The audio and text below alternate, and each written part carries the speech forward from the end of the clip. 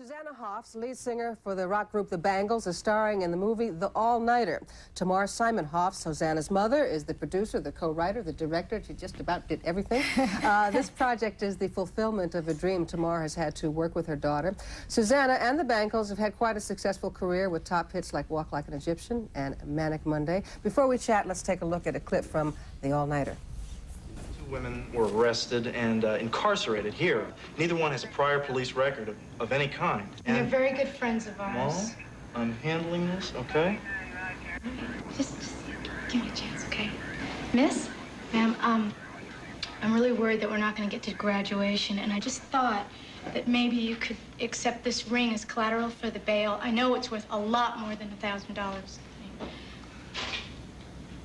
An engagement ring? How romantic. You must be a pretty good friend to want to give up your ring for him. Benny. Yo, Benny. Yeah.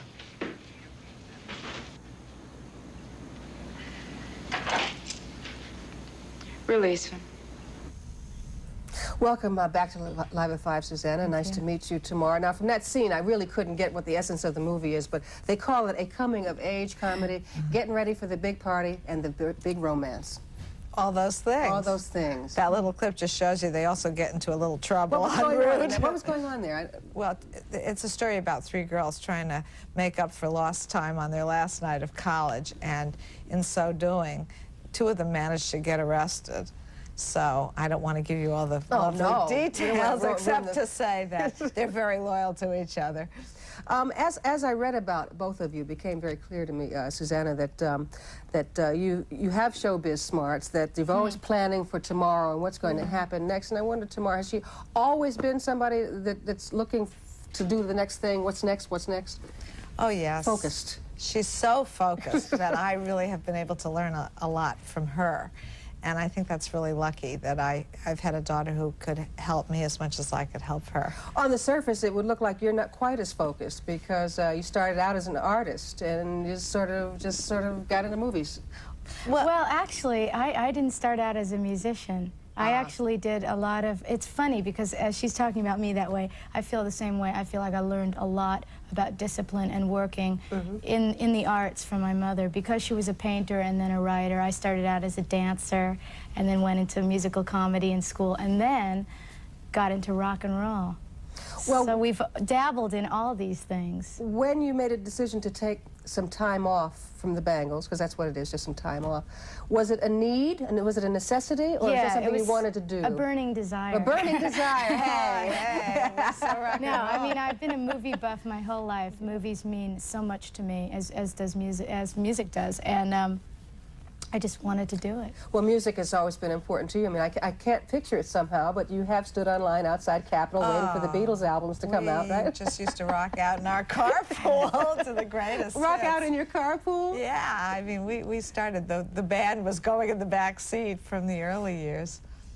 Let me see. Oh, gosh, I covered all the things I had here in the note. When you began to do this movie, this was not the first venture that you'd worked on. I mean, you worked on some shorts before. Yeah, my mother had actually directed our Going Down to Liverpool video with Leonard Nimoy, who was a guy that she was involved with making movies in the 60s before he ever did Star Trek.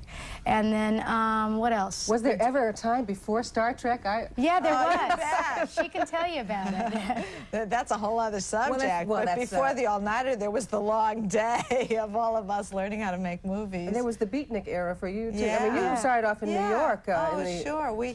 But a lot of the filmmakers who now seem so commercial and conventional really were very artistic, and all of our kids played together, and we were making movies while they were in the playground, and Leonard was one of them. So when I directed the first Going Down to Liverpool video that I directed, he was the chauffeur.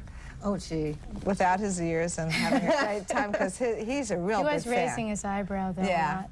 He's a big fan of the Bangles, so... The plot of the movie, though, Tamar, concerns a young woman who's just graduating from college, who's getting ready to have this go to hell party. Yes. And also looking for her first romance. Now, these are two things that are usually a mom's nightmare, you know, watching the daughter pass that threshold of childhood, you know? Yeah, that's probably why we made a movie about it, to sort of keep it a little bit under control. We could write our own happy ending to the story. Well, in real life, have you been nervous about the direction that Susanna's life takes when she's going out on all these ventures and being so busy mentally about all of this? I've never been nervous because I know her so well, and I know that she's very disciplined, and I know all the girls because they've really been very close to our family, and we've been close to their families. Susanna, you know how discipline goes, though. You know, I Yeah, mean, I know how important it is. Well, you know how important it is, but I mean, when you get away from your mom who sort of sets you straight, things have a way of happening, you know. Yeah, that's when you're out there in the true, real that's world.